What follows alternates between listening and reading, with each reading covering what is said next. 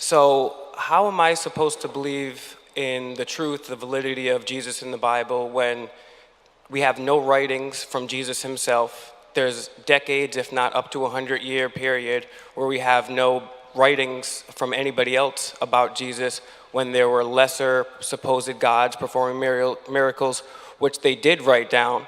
And then when you finally get to an account of Jesus, the Gospels, you have conflicting stories. Just quick example, when they go to the tomb and they roll the stone off, one, there's an earthquake and angels appear. The other one, that doesn't happen. One, there's Mary there. The other one, she's not. So they're not like small discrepancies like Jesus was wearing a red shirt or a blue shirt. We don't have any real evidence from Jesus during his lifetime. And then hundreds of years later, we're supposed to believe these conflicting reports. How am I supposed to reconcile that? Thank you. Thanks for that. That's a shotgun of a lot of objections there. I don't want to necessarily discount any one of them by not being able to answer all of them. Obviously, with a time constraint, we have to make sure that we go to the more pungent ones you've actually mentioned. I think you're just factually wrong about the disparity between the times of the writings in Jesus' life. For example, when you look at actually the manuscript evidence, now we have what many scholars, one scholar in particular, probably one of the world's finest biblical manuscript scholars, says is an embarrassment of riches. In fact, most people, Gospel of John, good example, Gospel of John is the last gospel written. No one disputes that. Many thought it was written in the 200s AD, long after Jesus' death. And so there was all this presumption about how the Gospel of John is theological, it's legendary embellishment, there's no possible way this could actually record the life of Jesus. Obviously, it's just someone's theological reflection after the church gets established. But then they find this little postage stamp sized fragment of the Gospel of John, chapter 18. In fact, the very verses Ravi quoted when he talks to Pilate and he says, whoever's on the side of truth listens to me, is on this little fragment. The fragment itself is dated between 90 AD and 125 or 150 AD. That's the fragment. And it's a copy of a copy of a copy. Now, of course, as you know, copies come after originals. That's kind of how it works. So if the fragment of the Gospel of John, the very last gospel written, is a copy of a copy of a copy, and that's written between 90 and 125 or maybe 150 AD, that means the originals are even earlier than John. Now, if John is the last gospel written, and Luke and Matthew are written prior to him, then that means that they are written prior to 90 AD or so. They draw, in fact, Acts is a book that's a sequel to Luke. So if you follow the sequence backwards, you have John, not written in the 200s, easily written within the first century. Then you have Luke and Acts is the sequel to Luke. What's interesting about Luke is you look at what the Gospel of Luke records. Amongst the manuscript evidence, there's great evidence for the early dating of Luke. But you look at what it records, and it actually follows in not the Gospel of Luke, sorry, the book of Acts, which Luke wrote. It records the life and times of essentially the apostles after Jesus' ascension. It focuses particularly on Paul. It talks about his shipwrecks, talks about his whippings, talks about his beatings, talks about his persecutions. You know what it leaves out? His death. Conspicuously absent is his death. We know when he died, AD 64. He was beheaded by the emperor. So what does that tell you about when Acts was written?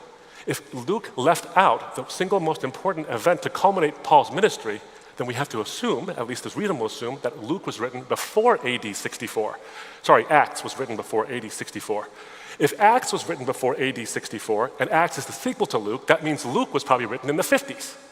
If Luke was written after Mark, that means Mark was written in the 50s or in the 40s. Jesus dies in 33.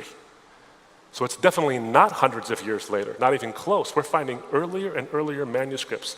In fact, one scholar friend of mine said this about the accuracy of what the Bible actually records. He's a biblical scholar, a prestigious guy. He does a lot of writing, a lot of speaking. He says, you know what archaeologists do when they go to look in the ancient world, in the Middle East, to find out where thus and such or this thing is? The first book they look at is the Bible. Secular archaeologists look at it.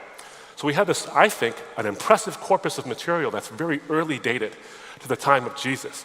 And it's written, I think, by eyewitnesses. And there's great reasons to believe why either they are written by eyewitnesses or they contain the accounts of eyewitnesses. A great book you might be interested in reading, maybe you've already read it, but if you haven't, I would recommend it to your reading, is a book called Jesus and the Eyewitnesses by Richard Baca.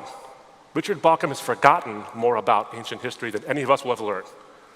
And he talks about the eyewitness account. Mark's gospel is actually the transcription of Peter's testimony, his firsthand account of what I saw. Gospel of John is rife with eyewitness accounts. And you'll go through and you'll see all these things. So you see these eyewitness accounts that are written by the people who were actually there. And then one of the things that I think is amazing, I'm a trial lawyer, so evidence matters to me. I understand how evidence works. We have a thing called the Hearsay Rule. The Hearsay Rule says that out-of-court statements can't be admissible in court if they're being used to prove the truth of the matter asserted by the statement. That's a convoluted way to say we don't trust out-of-court statements that we can't cross-examine in court. There are a number of exceptions to the Hearsay Rule. Some say it's more whole than cheese, but the Hearsay Rule has exceptions. One of those exceptions is a statement against interest or an admission by an opponent. In other words, somebody who's on the other side of a case who says something that admits the weakness of his own case and the strength of yours. So you might say, well, all those eyewitness accounts were written by Christians. Well, it'd be weird if you saw the risen Christ and didn't become one. It'd be kind of strange. But what would you like to have as an eyewitness? You'd like to have an enemy of the Christian faith who thought it was wrong and was ready to stamp it out and suddenly become a Christian. That's exactly who Paul is.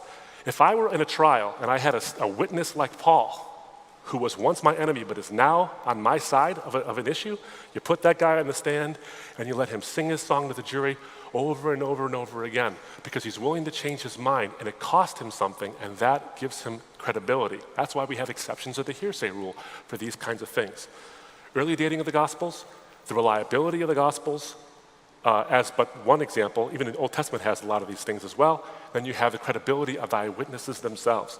Even hardened skeptics, Bart Ehrman, for example, will tell you this idea that we have no evidence for Jesus until hundreds and hundreds of years later, that is bunk. He went on the Atheist Guy radio show, and the Atheist Guy radio show host tried to say, well, we know that Jesus is just possibly a legend because there's not real evidence. And Bart Ehrman, who's not a Christian, who's an atheist, said, well, that's not true. The guy says, well, you know what I mean. It's like, no, you can't be irresponsible like that. You have to point out there is strong evidence that Jesus existed and that he died by crucifixion for his claims to be the Messiah.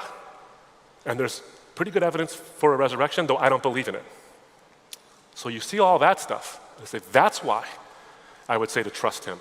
There's great evidence, I think, for the historicity of the Gospels, and there's great evidence for the life, death, and resurrection of Jesus. And they're all preserved in this little booklet that stood the test of time for 2,000 years. It's not like scholars haven't been poking at it. They've been poking at it for quite some time.